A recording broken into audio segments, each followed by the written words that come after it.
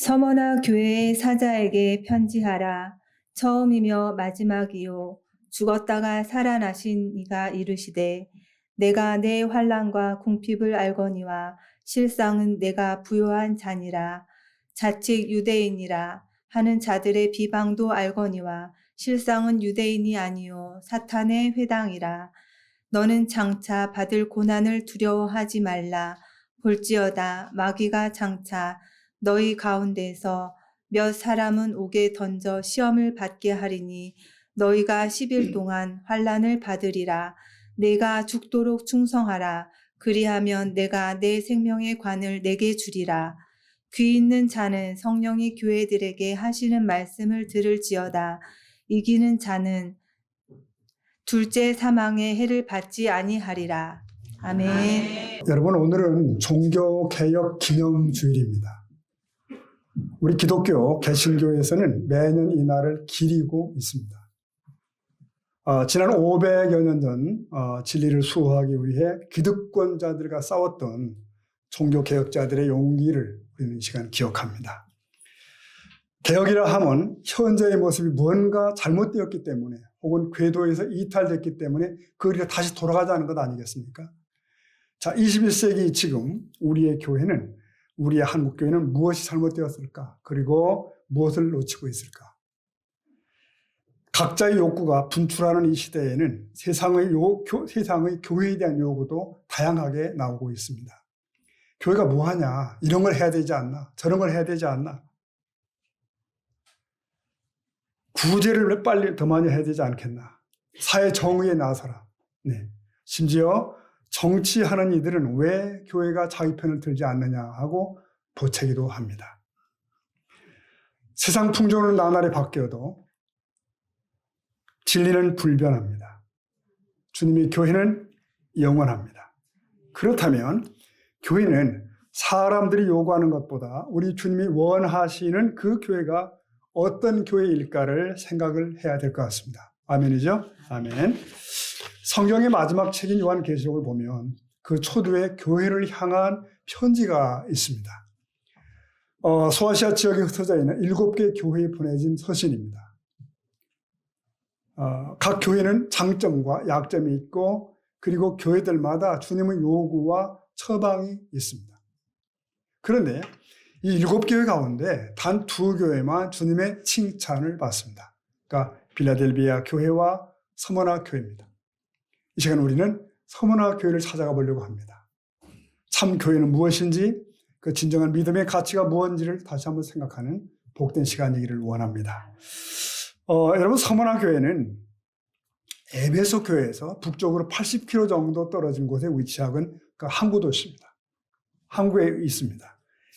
에베소가 지금은 완전히 폐허라고 한다면 서머나는 지금도 사람들이 많이 오가는 무역과 경제, 문화의 중심지로서 쓰임받는 도시다. 이렇게 이해하시면 좋겠습니다. 사도 요한이 계시록 이 편지를 쓸 당시에도 인구가 20만 명 정도 거주했다고 하니까 상당한 도시죠. 그러니 이 도시가 얼마나 크고 대단한 곳이었는가를 알게 되는 대목입니다.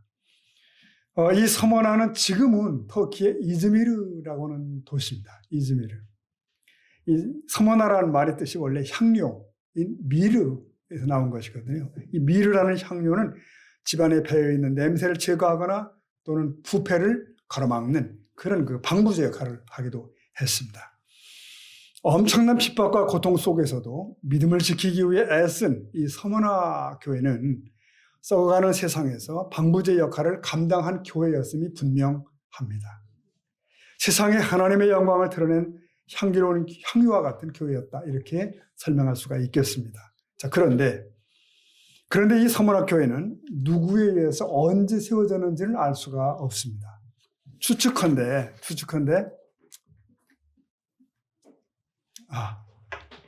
광고입니다. 0899 차주 차 좀 빼주십사. 알겠습니다. 0899입니다. 없으면 딴 데인가 보다. 아이고, 좀 남자 있으면 같이 봐주십시오. 상황을 좀. 네. 자, 추측컨대 사도행전 19장에 보면 에베소를 중심으로 한 그 사도 바울의 선교 활동이 나오거든요. 약 3년여 근방 지역에 복음을 전했는데 그 열매가 아니었겠나라고 추정할 수가 있겠습니다. 하나님을 향한 믿음이 남달랐던 이 서문학 교회는 매우 신앙이 건전한 교회였어요. 그리고 영적으로 성숙한 교회였다라고 볼 수 있습니다. 왜냐하면 이 교회에 보내진 서신을 읽다 보면 질책이 없고 책망의 내용이 없습니다. 다만 위로가 격려가 있습니다. 그리고 믿음으로 이길 때 주시겠다는 그 축복의 내용들이 거기 나옵니다. 그렇다면 이 교회는 참으로 바람직한 교회였다라고 생각할 수가 있겠습니다. 원하기는 우리의 교회도 그런 교회 될 수 있기를 소원합니다. 아멘. 자, 그런데 이 서문학 교회라고 해서 당시에 있었던 박해가 면제된 것이 아닙니다. 비켜간 것이 아니에요. 박해의 순간에도 그들은 바라보아야 하는 것을 바라보았고 그들의 신앙을 더 굳건히 했다는 것입니다. 여러분, 결국 문제는 현실이 아니라 우리들의 시선입니다. 뭘 보는가? 주님을 바라보고 물 위를 걷던 베드로, 그가 일렁이는 파도를 바라볼 때 빠져갔잖아요, 물에. 무엇을 보고 무엇을 들어야 하느냐의 문제가 아니겠는가? 어느 순간에도 믿음의 주이신 예수님을 바라보는 시선을 놓지 않는 저와 여러분 되기를 축복합니다. 자, 서문학 교회에 주신 편지를 살펴보겠습니다. 먼저 주님은 발신자를 소개하십니다. 자기 소개하시는 거예요. 이 편지를 보낸 나는 누구다, 이 말씀이죠. 2장 8절입니다. 읽어볼까요? 시작. 처음이며 마지막이요 죽었다가 살아나신 이가 이르시되. 네, 여기서 말하는 나는 누군가? 네, 나는 처음이요 마지막이다, 이렇게 소개하십니다. 주님은 처음에 서문학교와 함께 하셨고 마지막에도 함께 하실 것이다. 이 말은 우주를 창조하시고 역사 전체를 지배하시는 하나님을 의미합니다. 태초에도 계셨으며 역사의 종말에도 계신 그리스도의 주권을 나타내시는 거죠. 그리고 죽었다가 살아나신 분, 뭐죠? 나는 죄와 사망의 권세를 깨뜨리고 부활한 그리스도라는 그 말씀이에요. 그의 죽음과 부활이 역사적이며 일어났던 사건임을 선포하는 거죠. 그렇습니다. 그분은 죽음을 이기시고 살아 계셔서 서문학 교회와 함께 하는 분이라는 것입니다. 왜 이 말씀을 하실까요? 왜? 이유가 있습니다. 1세기 당시의 서문학 교회는 한마디로 고난받는 교회였습니다. 고난받는 교회. 그러니까 불같은 고난이에요. 그런 교회에게 다시 사신 주님의 모습보다 더 용기를 주는 것이 어디 있겠어요? 고난 중에 최악의 고난은 뭐죠? 죽음이잖아요. 죽음. 근데 주님은 그 죽음에서 다시 사셨다는 거예요. 죽음을 이기셨다는 겁니다. 바로 그분, 죽음의 승리자이시고 모든 일의 처음과 끝을 마무리하시는 분이 이 서문학 교회를 향해서 지금 내가 말씀하고 있다는 거죠. 보통 분이 아니에요. 네. 서문학은 여러분 예나 지금이나 부유한 도시입니다. 현재에도 가보면 터키에서 이스탄불, 앙카라, 그 다음이 서문학. 큰 도시입니다. 과거 1세기 시대에도 큰 도시였어서 그 당시에는 아시아의 보석이라고 불렸거든요. 아시아의 보석. 그러나 요한은 이 서문학 교회의 소망은 물질적 부유가 아니라고 말씀을 하는 겁니다. 부활하신 주님이에요. 그 교회는 책망이 없고 칭찬만 있는 교회였습니다. 복음을 위하여 고난받고 순교까지 하는 성도들에게 무슨 책망을 하시겠어요? 다만 칭찬과 격려를 주실 뿐이었습니다. 여러분, 주님은 지상의 교회들을 보고 계십니다. 돌을 맞는 스데반을 위해서는 서서 계셨잖아요. 서문학 교회에 대해서는 내가 내 환난과 궁핍을 보는 정도가 아니라 안다고 말씀하십니다. 계시록 2장 9절입니다. 9절. 읽어볼까요? 시작. 내가 내 환난과 궁핍을 알거니와 자칭 유대인이라 하는 자들의 비방도 알거니와 사단의 회당에. 보십시오. 이보다 큰 위로와 격려가 있을까? 내가 복음 때문에 환난당하고 물질적 궁핍을 견디는 걸 내가 안다. 내가 다 안다. 말씀하시는 거예요. 근데 여기서 여러분 이 궁핍이라는 단어는 찾아가 보니 그저 가난한 정도가 아니에요. 조금 불편하다. 그게 아니고 거의 헐벗고 굶주린 수준의 궁핍이에요. 이건 그리스도인들이 황제 숭배를 거절함으로써 당하는 경제적 피해, 경제적 제재 때문입니다. 근데 주님은 실상은 내가 부유한 자야, 이렇게 말씀하시는 겁니다. 물질적 궁핍함 중에서도 영적 부여를 누렸던 서머나 교회를 보게 합니다. 그것은 오늘 우리가 추구해야 할 진정한 부여가 무엇인지를 깨닫게 하는 것입니다. 근데 주님은 강조하십니다. 뭘? 내가 다 한다. 다 한다. 주님이 알아주시면 되는 거 아닙니까? 내 인생에 아무리 환란의 연속이라 할지라도 그 환란이 가치만 있다면 해볼만 하지 않는가? 그리고 그것을 내 인생의 주인이신 주께서 알아주신다면 견딜 수 있지 않을까? 문제는 우리의 고통이 가치 있는 일이며 그 고난이 영원을 위한 것이냐 하는 것입니다. 원수들이 아무리 우리를 괴롭게 한다 할지라도 주님이 알아주신 것으로 만족할 수가 있습니다. 할 수 있습니다. 여러분 이런 복음성가 아시죠? 주님 한 분밖에는 아는 사람 없어요. 그 후렴에 가보니 가사가 이래요. 나는 행복해요. 제사함 받았으니 아버지 품 안에서 떠나 살기 싫어요. 그 다음 가사 읽어볼까요? 나는 행복해요. 샘솟으니 이 세상 무엇이든. 네, 그러니까 성도의 행복은 고난 가운데서도 신앙을 지킴에 있다는 것입니다. 그리고 세상이 알아주는 것이 아니라 주님이 알아주시는 것으로 만족할 수 있다. 그래서 고통 가운데 신앙의 고백은 값진 것입니다. 서머나 교회가 당한 시련이 바로 그거예요. 믿음 생활 잘 하려고 해보려고 하는 데서 오는 핍박, 고난이었다는 거죠. 실제로 그렇습니다. 예수를 잘 믿고 성경대로 살아가는데 고난이 없다? 그런 일은 없는 거예요.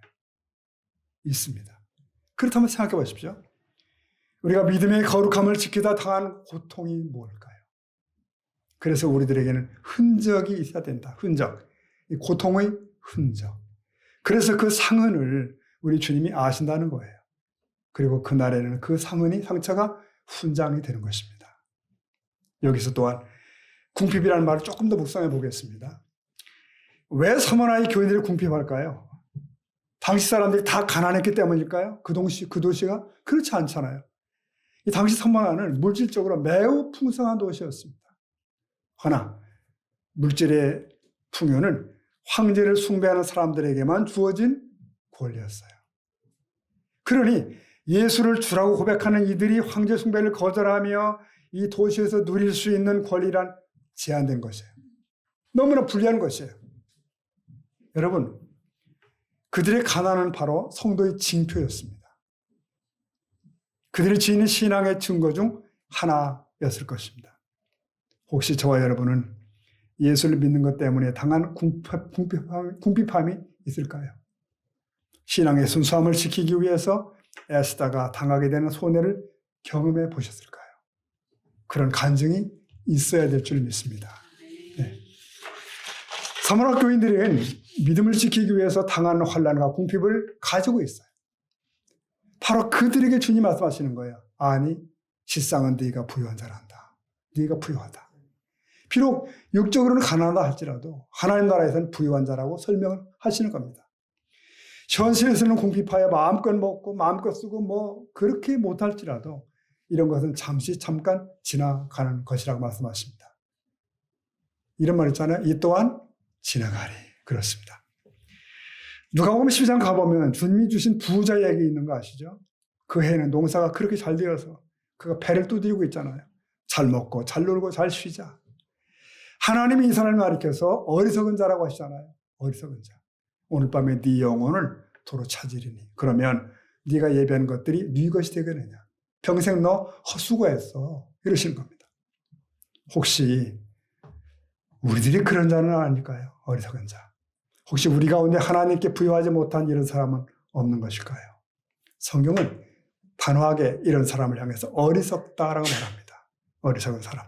물질적 부여, 육신적 안락, 그것이 답인 줄 아는 사람이에요. 그렇다면 이 기준으로 볼 때 이 서머나교회 성도들은 참 지혜로운 자입니다. 지혜로운 자. 오늘 우리도 지혜로운 자 되시길 축복합니다. 그런데 서머나 교회의 고난은 그저 고난과 궁핍으로 끝나는 것이 아니에요. 남은 것이 또 있네요. 앞으로 다가올 것이 또 있답니다. 뭐죠? 2장 10절입니다. 10절 시작. 너는 장차 받을 볼지어다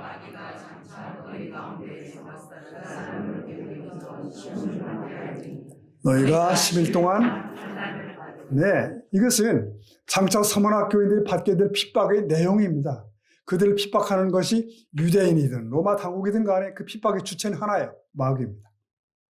마귀는 교인들을 시험하기 위해 몇몇을 감옥에 집어넣을 것이다. 그러면 어쩌면 순교로까지 자신들의 신앙을 증명해야 했어요. 여러분, 서머나에는 이방 땅이지만 유대인들이 많이 거주했대요. 그들 중에는 그래서 특히 이 서머나의 관리가 되어서 기독교를 박해하는 자도 있었다는 거죠. 이 같은 핍박에 교회와 성도들이 지금 내몰리고 있는 것입니다. 이들 유대인은 혈통은 아브라함 후손이지만 실상은 가장 무서운 기독교 진리의 회방자들이었어요. 비열한 자들이었어요. 근데 주님은 이 서머나 교회에 말씀하십니다. 무슨 말씀? 너희가 10일 동안 환난을 받으리라. 이게 무슨 말일까요? 10일이니까 열을 받는다는 뜻일까요? 아닙니다. 무슨 말입니까? 우리 속담에도 그거 있잖아요. 열을 가는 장마가 없다더라. 열을 가는 장마가 없어. 아무리 비가 퍼부어져도 끝없이 오지 못하죠. 여기서 열흘이란 제한된 기간을 의미합니다. 제한된 기간.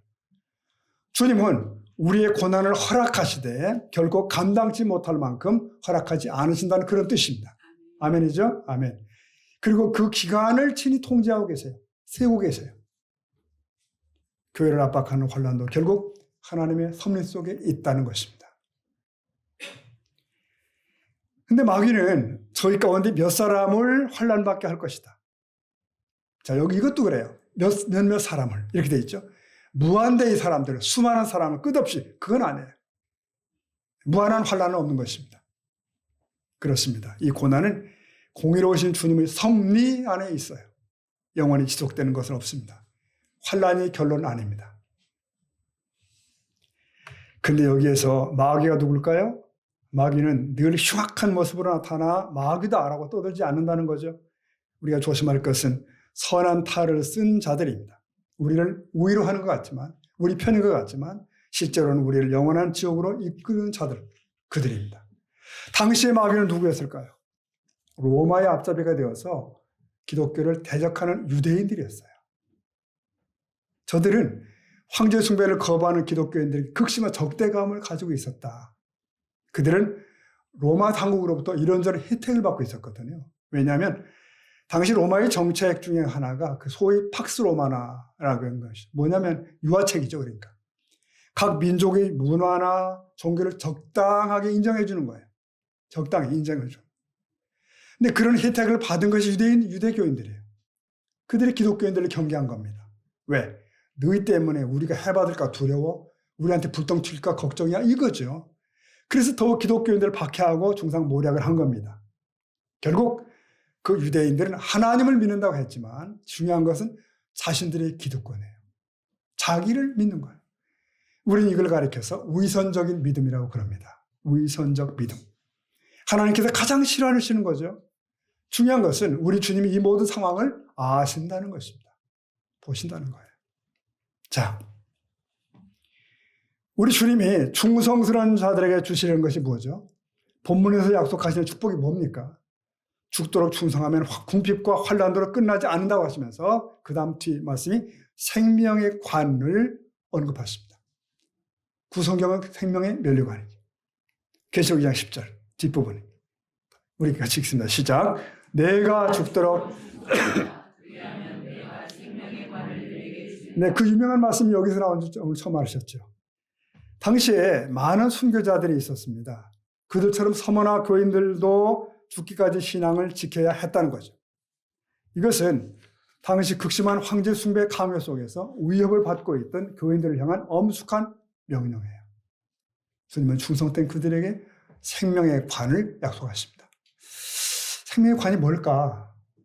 이 관에 해당하는 단어를 찾아보니 두 가지 의미가 있다고 그럽니다. 하나는 왕관 같은 관, 첫째는. 또 하나는 운동 경기에서 승리자에게 주어지는 승리의 관을 의미합니다. 이 둘 중 후자, 본문의 관은 후자입니다. 이 관은 최후의 경주 추자가 쓰고 있는 월계수관 같은 거 있잖아요. 그런 겁니다. 운동선수가 경기에서 끝까지 싸워서 승리하듯이 끝까지 정절을 지킨 자들에게 주어지는 놀라운 상급, 이게 여기서 말하는 승리, 생명의 관입니다. 그러면 죽도록 충성이라는 말을 무효로 만드는 게 뭘까요? 죽도록 충성, 그 말을 무효로 만드는 단어가 있습니다. 포기입니다. 포기. 도중에 포기함. 사실 여러분 이거 아십니까? 위대한 사도인 바울도 자신에게 그런 경고를 해요. 끝까지 가라. 끝까지 가라. 바울이 가장 두려워했던 것이 뭔지 아십니까? 그 자신이 믿음을 지키지 못하고 도중에 버림받는 일이에요. 그 바울이 마지막을 앞두고 외친 말 아시죠, 여러분? 디모데후서 말씀인데요. 4장 7절 읽어보면 이렇게 되어 있죠. 7절, 8절 시작. 나는 선한 싸움을 싸우고 달려갈 길을 마치고 믿음을 지켰으니 이제 후로는 나를 위하여 네, 보십시오. 사도 바울이 자신을 얘기하는 거예요. 나의 달려갈 길을 마쳤다. 이게 대견한 거예요. 너무 귀한 거예요. 그래서 면류관이 나오는 거예요. 그 면류관은 이제 하나님과 함께하며 의롭게 살았다는 증표를 주시는 그 상이에요. 주님이 바로 그 재판관이시기 때문에 마지막 그날에 주님은 그 관을 주신 거예요. 그리고 이 면류관은 주의 나타나심을 사모하는 모든 사람들을 위해 준비된 것이다 라고 말씀을 합니다. 이게 무슨 말씀이죠? 면류관은 끝까지 충성과 봉사를 다하는 사람들만을 위해 준비된 것이다. 근데 여러분, 우리는 종종 보잖아요. 이 시대에 너무나 많은 사람들이 변질합니다. 네, 처음에는 충성스러운 것 같은데 환경이 바뀌면 다 바뀌죠. 조그만 시련에 와도 넘어지고 시험에 와도 고꾸라지기도 해요. 여러분, 폴리갑 이야기 아시죠? 폴리갑 이야기. 이 유명한 그 폴리갑 이야기가 서머나 교회 이야기입니다. 서머나 교회의 감독이셨어요. 실제로 있었던 주후 156년의 일입니다. 서머나 교회 감독 폴리갑의 순교 얘기죠. 86세 되셨을 때 그 나이에 로마 군인에게 잡혀가죠. 사형장에 서게 됩니다. 사람들이 보는 앞에서 총독이 회유를 합니다. 자, 시저 이름으로 맹세하라. 예수를 부인하라. 그러면 살 수 있다. 근데 폴리갑은 이렇게 말합니다. 내가 86년 동안 그분을 섬겼고 그동안 그분은 나를 부인하지 않았다는 거죠. 근데 내가 어찌 나를 구원하신 나의 왕을 배신할 수 있겠냐고. 그게 폴리갑의 고백입니다. 폴리갑은 화형대에 묶이기도 거절하고 그냥 온전히 순교를 당합니다. 폴리갑의 죽음은 실패가 아니었죠. 그의 죽음 앞에서 하나님이 어떤 분이신지, 하나님을 믿는다는 것이 무엇인지가 증명이 된 거예요. 오고 오는 세대에. 서머나는 고난받는 교회입니다. 여러분, 여기서 다시 한번 확인할 것이 있습니다. 고난은 참된 교회의 보증수표라는 거죠. 역사 속에서. 예수님도 말씀하셨잖아요. 의의를 의의에 박해를 받는 자 복이 있다. 천국이 그들의 것이다. 그러셨습니다. 그래요. 충성은 시간이 지나봐야 아는 것입니다. 제일 두려운 말이 뭐겠습니까? 그렇다면 변질이죠. 변질. 네. 전에는 이 목사님도 안 그랬는데 변했어. 네. 이게 제가 목사라서 가장 두려운 말일 수 있어요. 가장 두려운 말이죠. 전에는 저 사람도 참 좋은 교인이었는데 참 이 또한 얼마나 두려운 말입니까? 옛날에는 한국교회가 안 그랬는데 이런 말을 듣잖아요. 이 말 역시 참 두려운 말이 아닐 수가 없습니다. 허나 서머나 교회는 어때요? 끝까지 충성한 교회. 죽기까지 순결한 믿음을 지키는 교회. 그겁니다. 디모데후서 말씀 한번 읽어볼까요? 3장 12절 말씀입니다. 시작. 무릇 그리스도 예수 안에서 박해를 받는다. 네, 이거 다 같이 생각해 볼 문제입니다. 이 시대에 우리는 세상의 편안함에 안주하며 믿음의 본질을 잃어가고 있는 것은 아닐까요? 서머나 교회가 가난 중에도 영적 부요를 누렸던 것처럼 우리 역시 세상의 풍요에 마음을 빼앗기지 않아야 될 줄로 믿습니다. 주님으로 만족하는 믿음을 회복해야 돼요. 종교개혁 당시 중세교회는 면죄부 판매와 같은 이런 부패함으로 인해서 진리를 잃어버리고 있었죠. 교회의 권위가 성경보다 셌어요. 사람들은 진리의 말씀에 떨어져 가는 거예요. 그럼에도 종교개혁자들은 주님께만 충성을 한 겁니다. 서머나 교회가 그랬던 것처럼 권력과 부패에 굴복하지 않았어요. 그들은 오직 성경, 오직 믿음의 각 기치를 들고 외쳤어요. 이 외침은 당시의 박해와 위협을 두려워하지 않고 진리를 회복하려는 몸부림이었어요. 몸부림. 종교개혁자들은 진리를 위해 기득권과 맞서 싸우며 때로는 목숨까지 위협도 받았죠. 그들은 서머나 교회의 순교자들처럼 진리를 포기하느니 죽음을 택하겠다는 결연한 의지를 보였습니다. 그들의 투쟁은 진리를 향한 뜨거운 열정과 용기가 낳은 결과예요. 네, 서머나 교회는 환난과 궁핍 그리고 장차올 고난 앞에 우뚝 서 있었습니다.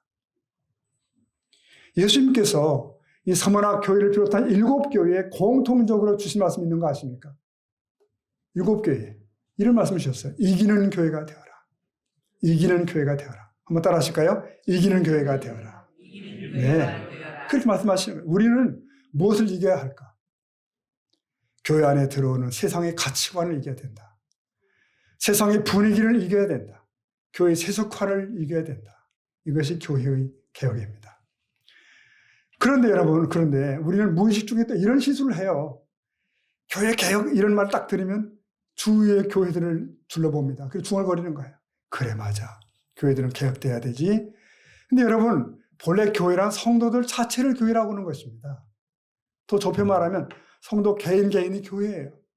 내가 교회라고 해요. 그러므로 종교개혁, 교회 개혁의 본질은 바로 성도인 나의 개혁이에요. 나의 변화입니다. 아멘입니까? 네. 사실 신앙의 핵심 중에 핵심이 뭡니까? 바로 나 자신의 개혁 아닙니까? 평생 숙제는 바로 나 자신의 변화예요. 우리는 신앙을 경시하는 이 시대의 풍조를 이겨야 됩니다. 신앙은 본질적인 것입니다. 무엇보다 중요한 것이에요. 그 시대를 이해하는데 신앙을 빼놓고는 핵심이 없습니다. 요즘 사람들 각종 카드들을 많이 가지고 있잖아요. 여러분도 지갑에 카드. 필요시 그냥 골라 쓰면 되는 거잖아요, 지금. 신앙을 그런 카드들 가운데 하나로 여기면 안 된다는 것입니다. 인생 옵션 중 하나가 아니에요. 우리는 이런 시대 풍조를 이겨야 되는 것입니다. 그리스도의 복음은 유일한 것입니다. 유일한 답이에요. 복음으로 족합니다. 복음이 답이냐? 복음이 답입니다. 오늘 말씀을 정리하겠습니다. 사랑하는 성도 여러분, 종교개혁은 단순히 교회의 개혁으로 끝나지 않습니다. 그것은 우리 한 사람 한 사람의 신앙의 본질에 대한 질문일 수 있어요. 스스로 자문해봐야 돼요. 오늘 우리는 종교개혁자들이 그토록 지키려 했던 믿음의 본질, 그 성경 말씀에 굳건히 서 있는 것일까? 우리 총회의 기관지 신문 있는 거 아시죠? 기독신문. 네. 이 신문에 지난주일 한 칼럼을 봤습니다. 제목이 특이해서 다시 봤어요. 교회의 체온이 식어가고 있다. 네, 젊은 기자가 쓴 건데 보니까.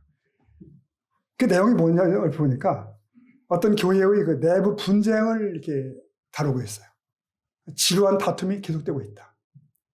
이제 그 글을 쓰면서 마무리에 끝에 이런 글귀가 붙어 있어요. 교회의 회복은 이기는 자가 아니라 회개하는 자에게 있다. 교회의 회복은 이기는 자가 아니라 회개하는 자에게 있다. 네, 그 내용을 그 교회 교인들이 보는지 모르겠어요. 정답인 것 같습니다. 정확한 멘트죠. 이게 그 교회만이 문제가 아니죠. 한국 교회의 문제이고 세계 교회의 문제도 결국 우리 각자가 다시 주님 앞에 돌이키는 데 있습니다. 우리는 시대에 등떠밀려 가는가? 동화되어 가는가? 그것입니다. 여기 연세 드신 어르신들은 태어나실 때 그때가 국민소득이 1인당 100불 때입니다. 100불. 세계에서 가장 가난한 나라 꼽으면 그 중에 하나가 코리아였어요. 네. 근데 지금 얼마인지 아십니까? 금자에 들으니까 36,000불이래요. 36,000불. 그러니까 일본보다 세대요. 물론 뭐 어렵다 뭐냐 해도 여러분 뭐 공항 가면 사람이 미어 터지고 자가용은 길을 넘치고 이게 현실이잖아요. 지금. 이게 뭘 가져옵니까? 네, 교만을 가져왔습니다. 나태를 가져왔고 영적인 무관심을 가져왔고 이 시대가 그렇습니다.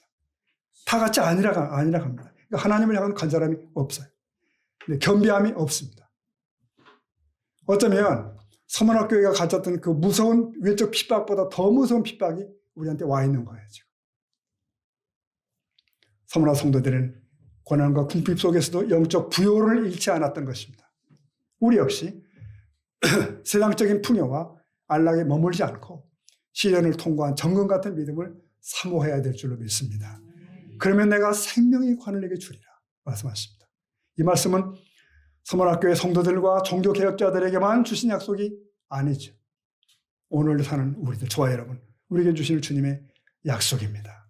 끝까지 믿음을 지키고 충성자들에게 주시는 영원한 생명의 면류관을 다시금 바라보십시다. 성도 여러분, 서문학교의 순교적 믿음과 종교개혁자들의 투쟁은 오늘 우리에게 중요한 메시지를 주고 있는 거예요.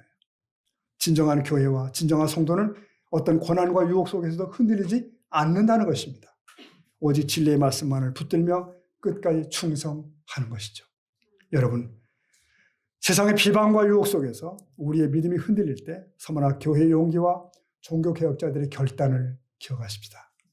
오직 예수님의 십자가를 바라보며 생명의 관을 향해 힘차게 나아가는 저 여러분, 우리 교회 될 수 있기를 축복합니다. 축복합니다. 아멘. 같이 기도하시겠습니다.